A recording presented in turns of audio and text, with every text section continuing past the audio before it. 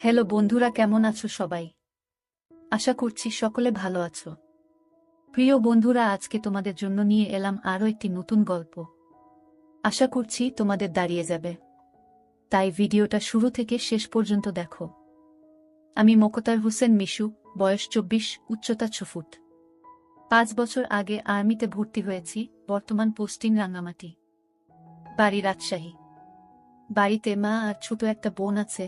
বাবা মোশাররফ হোসেন অনেক আগে মারা গেছে। আমি তখন 9-এ পড়ি আর ছোট বোনটা 5-এ। তখন থেকে মা নিজে সংগ্রাম করে সংসার চালিয়েছে।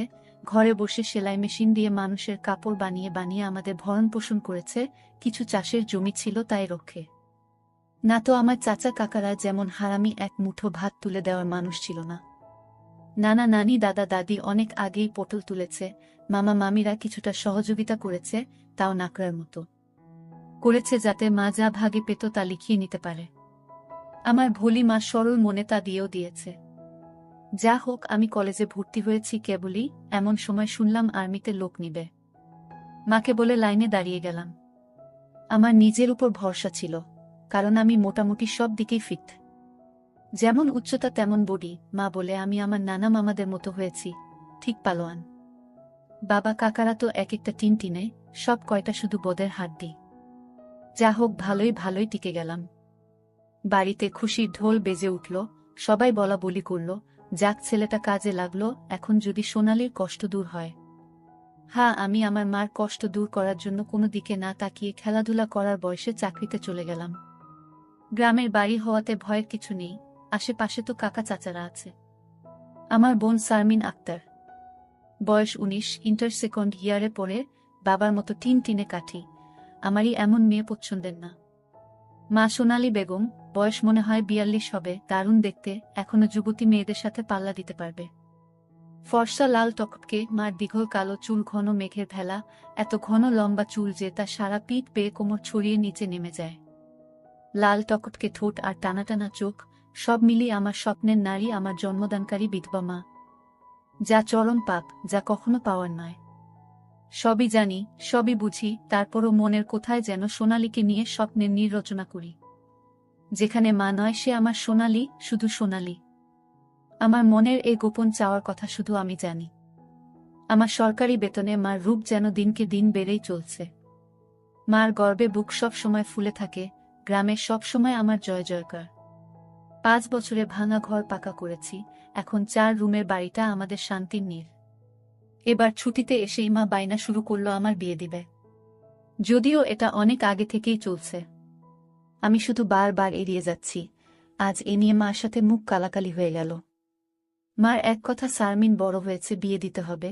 এরই মাঝে কয়েকটা সম্বন্ধ এসেছিল, তার বিয়ে হয়ে গেলে সে একা একা কিভাবে থাকবে, হ্যান ত্যান কত কথা। আমি এসেছি শুনে ছোট মামা এলো, সারাদিন থেকে বিকেলে যাওয়ার সময় আমাদের সবাইকে নিয়ে যেতে চাইল। আমরা না যাওয়াতে জোর করে শারমিনকে নিয়ে গেল, বলল 2 দিন পর মা বেটা গিয়ে বেরিয়ে আসবে, আর শারমিনকে নিয়ে আসবে। আমাকে আর মাকে নিয়ে যাওয়ার জন্য আর কি এমনটা করল। সন্ধ্যা থেকে আকাশটা মেঘলা হয়ে আছে দেখে বাইরে গেলাম না। না হলে 2 দিন থেকে এসে সন্ধ্যার পর বন্ধুদের সাথে আড্ডা মারতে বেরিয়ে পড়ি। আজ গেলাম না দেখে মাও খুব খুশি। গরম গরম পকোড়া ভেজে দিল। বিছানায় বসে মা বেটা মিলে আরাম করে খাচ্ছি। মিশু, হুমা, কাউকে পছন্দ করিস? আমি মার মুখের দিকে তাকিয়ে মুচকি মুচকি হাসছি। বল না পছন্দ করিস, করলে এতদিন তুমি জানতে না।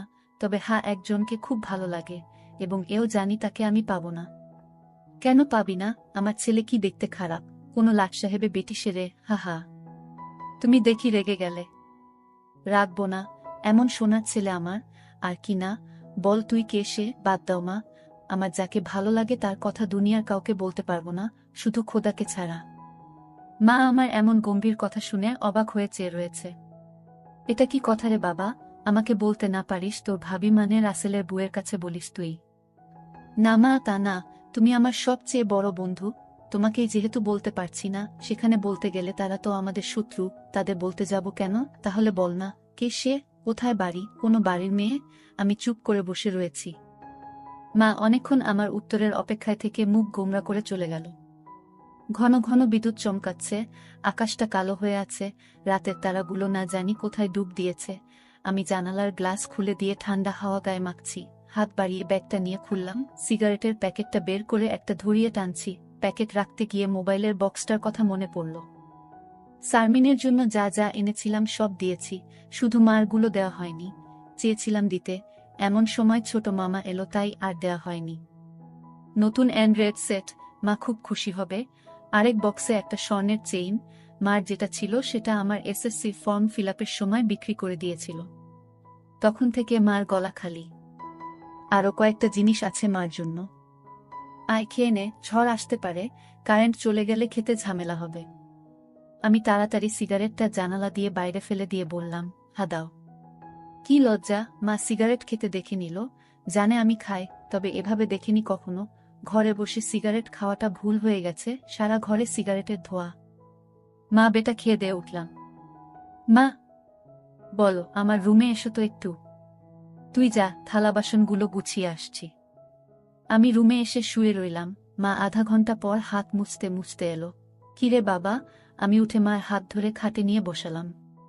ব্যাগ থেকে এক এক করে শাড়ি, ব্লাউজের কাপড়, ছায়ার কাপড়, একটা বাদুর বোরকা, দুটো ওড়না, একটা শীতের জামা, চাদর এবং আরও একটা প্যাকেট দিলাম। প্যাকেটটা দিলাম ভয়ে ভয়ে, কারণ ওতে দুশের ছোট জামা কাপড় আছে। জানি না দেখার পর কি বলবে। এত কিছু কি জন্য এনেছিস? তোর কি বুদ্ধি শুদ্ধি হবে না কখনো? প্রতিবারই এত কিছু আনা লাগবে? আহ থামো তো তুমি, যা লাগে তা আনবো না। এটাতে কি রে? না, ওটা এখন খুলবে না, তোমার ঘরে গিয়ে খুলবে। আর প্লিজ রাগ করবে না। কি আছে এতে, তা তুমি খুলে দেখে নিও। আর হ্যাঁ, আরও কিছু আছে, এই বলে মোবাইলটা দিলাম। একটা থাকতে আরেকটা এত দামি মোবাইল, তোমার চেয়ে কেন কিছু দামি নয় আমার কাছে? এই বলে গালে একটা হামি দিলাম। মাও আমার কপালে হামি দিল। চোখ বন্ধ করো তো। কেন রে? আহ বন্ধ করো না একটু। মা হেসে দিয়ে চোখ বন্ধ করল। আমি চেইনটা মার গলায় পরিয়ে দিলাম। এখন চোখ খুলো মা।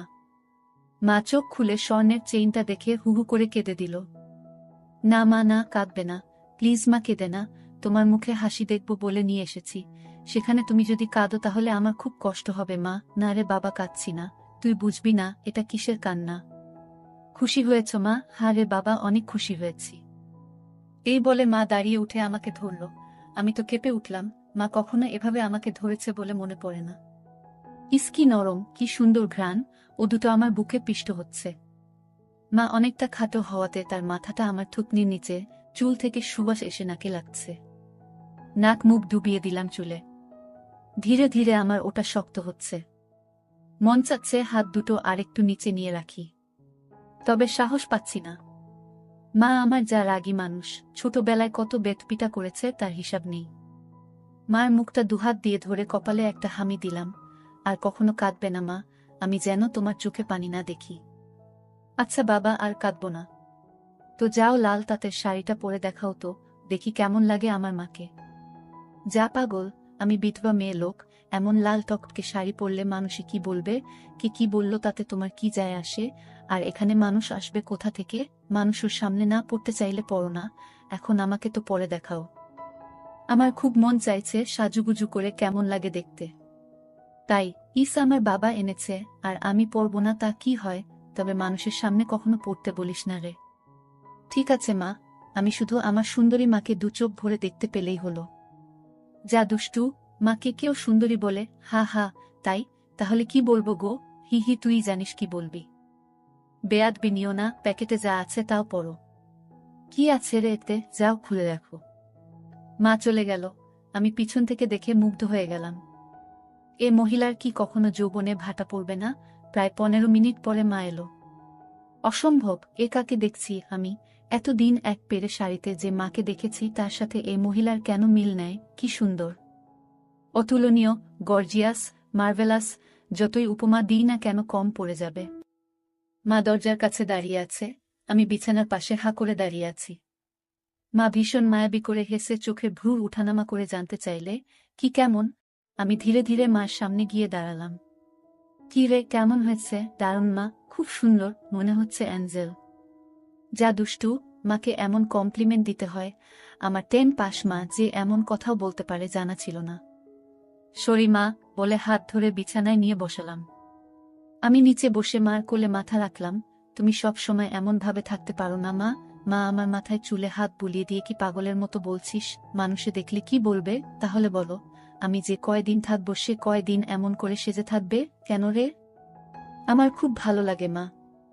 হি হি পাগল, আচ্ছা থাকবনি। আমি মুখ উঠিয়ে মার মুখের দিকে তাকিয়ে, ওগুলো পড়েছ মা? যা শয়তান, কিছু তো শরম করো। মার জন্য কেউ এসব আনে জানি না মা, কেউ আনে কিনা, তবে বাবা থাকলে হয়তো আমিও আনতাম না। সে নেই দেখে মনে হলো আমার মার তো ভালো মন্দর খোঁজ রাখার কেউ নেই, তাই নিজেই রাখি। রাগ হয়েছ মা? না রাগ হয়নি, কিন্তু আর আনিস না কেন মা? পছন্দ হয়নি নাকি সাইজে হয়নি? সব ঠিক আছে। তবে তবে কি মা? মা লজ্জায় মুখ ঘুরিয়ে নিয়ে, তুই এনেছিস ভাবলে পড়তে শরম করে রে। আজ থেকে আমাকে ছেলে নয় বন্ধু ভাববে, তাহলে আর শরম করবে না। হবে মা আমার বন্ধু। যাহ পাগল, সমবয়সী না হলে কি বন্ধু হওয়া যায়? এ যুগে ওসব পুরনো কথা মা। তাই বলে মা ছেলে, হা মা ছেলে, এতেই তো ভালো, একে অপরের কাছে আসা যায়। তুই অনেক বড় হয়ে গেছিস দেখি, কি সুন্দর কথা বলছিস। তা তো অবশ্যই, কয়দিন পর তোমার ছেলে সেকেন্ড লেফটেন্যান্ট অফিসার হবে। খুব ভালো হবে রে বাবা, খুব ভালো হবে। এমন সময় বিদ্যুৎ চলে গেল। মোবাইলটা জ্বালাতো মিশু, দেখি চার্জার বাতিটা কোথায় আছে। থাক না মা, এমন কি সুন্দর তোমার কোলে শুয়ে আছি। জানো মা, পাহাড়ি এলাকায় একা একা পোস্টে ডিউটি দেওয়ার সময় এমন স্বপ্ন রোজ দেখি। প্রতিদিন মনে হয় তোমার কোলে শুয়ে একটু যদি। ঠিক আছে, এমনই থাক, তোর যত মন চাই। ধন্যবাদ মা। হি হি পাগল। মা হু, আজ আমার পাশে ঘুমাবে একটু? কেন রে, মন চাচ্ছে তোমাকে ধরে ঘুমাতে। ঠিক আছে, যা সদর দরজাটা বন্ধ করে ঘরগুলোতে ছিটকানি লাগিয়ে আয়। আমি উঠে লাফাতে লাফাতে চলে গেলাম। আজ আমার খুশি ধরে না, কিছু হলে হতেও পারে। এক জগ পানি নিয়ে এলাম সাথে করে। এসে দেখি মা শুয়ে পড়েছে। টেবিলে জগটা রেখে খাটের পাশে দাঁড়ালাম। মা দেয়ালের দিকে সরে গিয়ে আমাকে জায়গা করে দিল। বজ্রপাতের আলোতে মার মুখটা মায়াবী মায়াবী লাগছে। খোলা জানালার হিম বাতাসে আমার মনে ঝড় তুলছে। জানি না মার মনে কি চলছে। মনে হচ্ছে মা তার স্বামীকে পাশে শোয়ার জন্য জায়গা করে দিল। মা নতুন বউ, আমি তার স্বামী। দাঁড়িয়ে রইলি যে, শুবি না? হাসুই। মার পাশে শুয়ে পড়লাম, দুজনে মুখোমুখি। আধো অন্ধকারে দুজনে দুজনার দিকে চেয়ে আছি। ঘুমাবি না? তুমি ঘুমাও, আমার ঘুম এত তাড়াতাড়ি আসে না। তাই আয় কাছে আয়, মাথায় হাত বুলিয়ে দিচ্ছি। আমাকে আর পাইকে একেবারে মার বুকের কাছে বুক নিয়ে গেলাম, তবে কোমরটা দূরে রাখলাম। মা একটা হাত সাইডে লম্বা করে দিল। এখানে মাথা রাখো। মা তার হাতের উপর মাথা রাখতে বলছে। আমি সহজ মনে তাই করলাম। নাকটা মার বগল থেকে ৩-৪ ইঞ্চি দূরে। ভালো মতো দেখতে না পেলেও বুঝতে পারছি যে এর বেশি দূরে নয়, কারণ ঘামের ঘ্রাণ পাচ্ছি। মার বগলের ঘ্রাণেই তো আমার শরীর আনচান আনচান করছে। মার বাম হাতের উপর শুয়ে আছি। মা ডান হাত দিয়ে মাথায় হাত বুলিয়ে দিচ্ছে, এতে করে আঁচল উঁচু হচ্ছে। আর যখনই বিদ্যুৎ চমকাচ্ছে তখনই ওগুলো দেখতে পাচ্ছি। নিজেকে কন্ট্রোল করা মুশকিল হয়ে পড়ছে। মিশু, হু কাকে পছন্দ করিস বললি না তো? শুনলে রাগ করবে মা, তাই বলা যাবে না। কেন কেন, এমন কাকে তোর মনে ধরেছে যে শুনলে রাগ করব? বাদ দাও না মা, নিজেকে তোমার কাছে ছোট করতে চাই না, চাই না তোমার মনে কষ্ট দিতে। তোর কথার তো আগা মাথা কিছুই বুঝছি না। নাইবা বুঝলে মা, হু। তোমাকে একটু ধরি। মা হিহি করে হেসে, ধর। কি সুন্দর ঘ্রাণ গো মা তোমার। যা শয়তান। আমি মার এমন আশকারা দেয়া কথায় সাহস পেয়ে তাকে চিৎ করে দিলাম। মন চাচ্ছে কোমরাটা উপর তুলে দিতে। মুখটা উঁচু করে হামি দিয়ে বললাম, আমি তোমাকে খুব ভালোবাসি মা। মা আমার মুখটা দুহাত দিয়ে ধরে, আমিও তোকে খুব ভালোবাসি রে সোনা। আমার ভালোবাসাটা অন্যরকম মা। কেমন রে? মা ছাড়া আরো অনেক কিছু। কেমন? শুনলে রাগ করবে না তো? আহ বল না, এত পেঁচাচ্ছিস কেন? তুমি আমার ড্রিম গার্ল মা। তাই তো। কি? হ্যাঁ মা, জানি এটা শুনে আমাকে খারাপ ভাবছ, এজন্যই বলতে চাইছিলাম না। আমি তোর মা মিশু, এমনটা কিভাবে ভাবতে পারলি? জানি না মা, শুধু জানি আমি তোমাকে প্রচন্ড ভালোবাসি। তোমাকে ছাড়া কাউকে ভাবতে পারি না। চুপ কর বেয়াদব, এমন কথা বলতে তোর মুখে বাজছে না? সরি মা। এই বলে তার উপর থেকে উঠে খাট থেকে নেমে পানি খেলাম। মাও বিছানার উপর উঠে বসেছে। বুঝতে পারছি সে অবাক হয়ে আমার দিকে তাকিয়ে আছে। জানালার ধারে গিয়ে দাঁড়ালাম। বৃষ্টি থেমে গেছে, তারপরও আকাশ কালো হয়ে আছে। চাঁদ তারা কোথায় যেন লুকিয়ে গেছে আজ। ঠিক আমার হৃদয়ের মতো চারিদিকে অন্ধকার। এমন সময় কারেন্ট এলো।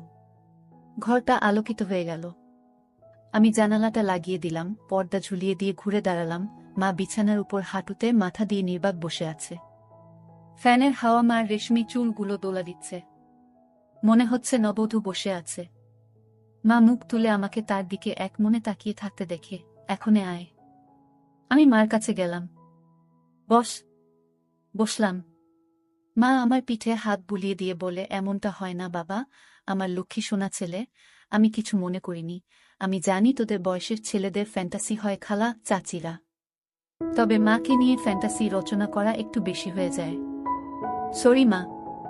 আমার ভোলি ভালি মা যে এতটা বুঝে, এতটা পোক্ত আমার জানাই ছিল না। এত অনেক শেয়ানা। ঠিক আছে, চেষ্টা কর আমার উপর থেকে মনটা সরিয়ে অন্যদিকে নিতে। বিয়েটা করে নে, দেখবি সুন্দরী বউ পেলে মাকে ভুলে যাবি। আমি মাথা নিচু করে, পারবো না মা, প্লিজ। নিজের সাথে অনেক লড়াই করেছি।